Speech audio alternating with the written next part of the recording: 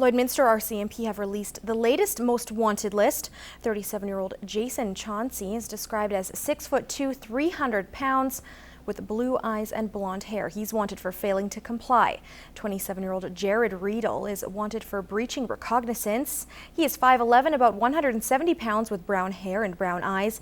25-year-old Amanda Armstrong is about 5'3", 115 pounds, with brown hair and brown eyes. She's wanted for breaking and entering. Well, 2 people were arrested, and Onion Lake RCMP are still looking for a third following a complaint of those individuals shooting a gun behind a house on Saturday. 2 of the suspects were found a short time later after a brief pursuit. 29-year-old Leslie Misto of Onion Lake and 30-year-old Joshua St. Germain from Lloydminster are both facing many charges, including possession of a loaded prohibited firearm, possession of stolen property, and possession of a weapon for a dangerous purpose. Police are still looking for the third suspect, 25-year-old Fraser Littlewolf from Onion Lake. He is facing several charges, including dangerous operation of a motor vehicle and resisting arrest. He's described as 5'10", 195 pounds, with black hair and brown eyes. RCMP say he is considered armed and dangerous, and to not approach him, but call RCMP or Crime Stoppers immediately. Well, Alberta pork producers are being encouraged to be on the lookout for the porcine epidemic diarrhea, or PED. This as Manitoba recently picked up 3 more cases, and as of June 4th, more than 3,000 positive sites have been reported in the United States. The illness causes vomiting and diarrhea in pigs of all ages and has a high mortality in piglets. Veterinary epidemiologist Dr. Julia Keenley-Side was sharing her comments on the PED situation across the country at the monthly Alberta pork phone meeting. In Saskatchewan and Alberta, of course, we're continuing our environmental surveillance sampling at all our high-traffic pig sites. And this includes assembly yards, truck washes, and slaughter plants. And so far, there have been no PED-positive environmental samples detected in either province.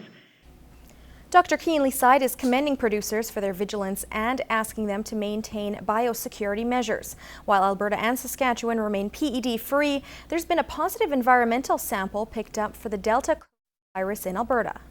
They did some genetic sequencing on the virus, and they did confirm that it still is the avian Delta coronavirus that we're dealing with here. With trucks moving animals regularly through border crossings in western provinces, concern remains over the spread of PED. Well, Lloydminster is moving up in the world, at least in Canada, when it comes to livability. That's according to the 2016 Money Sense ranking of best places to live. The border city comes in at number 135 on the list. That's up 13 spots from last year. Hannah Tita has more. It's really a home. It's really a home for me. Joanne Weinkoff moved to Lloydminster 8 years ago. Since then, she has made a great career and life for herself, something she credits to the city.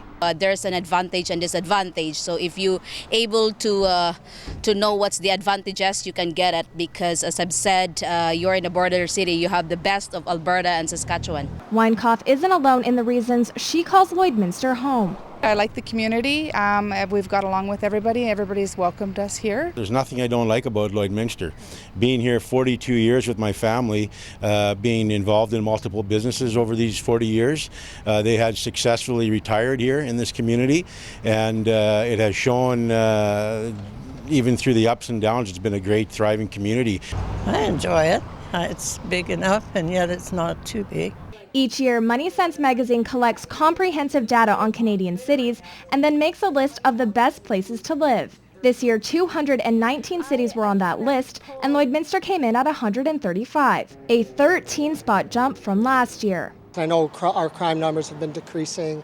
Our home affordability has probably become a little bit more improved, and that's helped move us up the ranks. CEO of Economic Development, Ward Reed, says there are many factors that go into determining which cities are the most livable, including things like household income, affordable housing, and property taxes. Despite the economic circumstance, we still are performing quite well in those regards. And in fact, we were ranked in the top 10 out of 219 for income levels and the top 25 for unemployment and household net worth. Reed says the Money Sense ranking is only accurate to a certain degree, as some of the data collected is actually based on estimation. He adds there are other things that are not taken into consideration, including a sense of community. As long as we keep doing sort of the good things that we do, and when our economy does pick up here a little bit, that will probably help, because we've probably pulled back a little bit on some of those. I've no doubt that we'll be higher than 135 next year. Hannah Tita, Newcap News.